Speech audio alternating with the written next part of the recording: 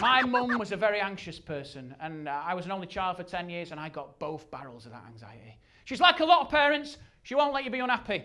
She doesn't want to know. It upsets their equilibrium. They can't deal with it. That's why I can't talk to her, you know. Hi, love. It's your mum. How's the dream going?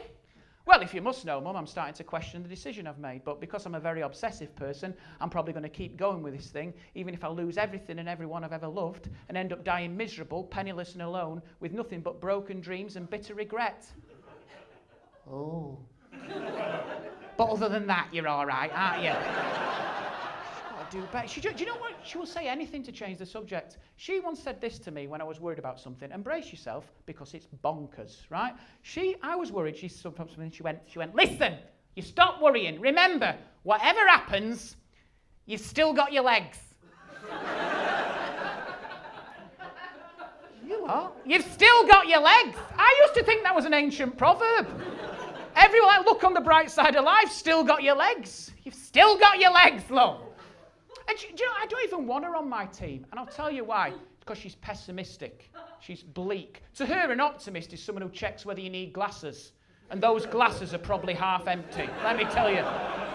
It's got so bad, she started buying me these products with inspirational quotes on them, right? There's a whole industry for this. I'm sure you've seen them, because it's the things she can't say, right? She got me this notepad here, look. It says, be the change. It's because she can't get one with sort your shit out on, right? She gets it from Poundland.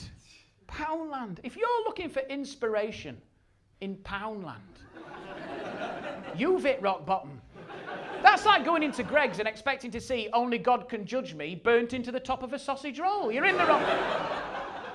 You're in the wrong... But I'm not knocking Poundland. You know, it's my wife and I's code word for sexy times. 2 tickets for Poundland, you know. But it's not the place to go for a zen-like pick-me-up. But next time you're in there, have a look. There's aisles of it. Like there's mugs that say, leap and the net will appear. Right? My favourite one, tea towels, right? Honesty is an expensive gift. Don't waste it on cheap people. 2 for a quid they were. 2 for a quid. No one's checking this. I'm surprised with all that joy and optimism, people aren't just skipping out of Poundland. You know, mothers leaving screaming toddlers in pushchairs, clutching a coaster. Mummy, come back! No! That's the last time I let you dull my sparkle. It's Mummy's chance to shine now. Taxi Broadway! Ridiculous, isn't it? But I tell you what it is. It's her job that makes her like this, because she's surrounded by death on a daily basis. People in the twilight years of their life. It's very depressing because she's a mobile hairdresser for lady pensioners, which is a... Yeah, that's a cutthroat industry. It's only the warmth of the dryers keeping them alive, you know. They're just incubating underneath like newborn chicks, just like, Reenie, are you still with me? On one January cold snap, she lost 3 in a week. 3. She's dangerous. She's not the hairdresser. She's a neurovirus with scissors. That's what she is. She's Harold Clipman. She's Tony and I. She's the Trim Reaper. Those aren't funerals. Those are trade fairs. Well, the whole environment growing up was high-pressured.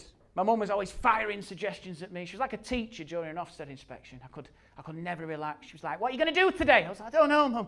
Why don't you go swimming? Okay? Why don't you go on your bike? Why don't you finish that jigsaw? I'd be sat there on my BMX, in my trunks, trying to find the corner pieces to St. Paul's Cathedral. I was a mess, you know. Could never make a decision.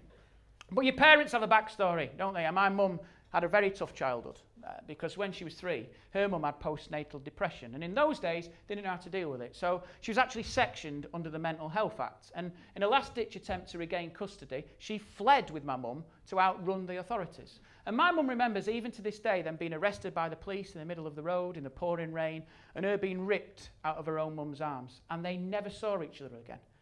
It's one of the most brutal things I've ever heard, right? And so as a consequence, understandably, my mum's quite needy, she's quite anxious, and she constantly seeks the validation and approval of complete strangers. Which I can't relate to in any way.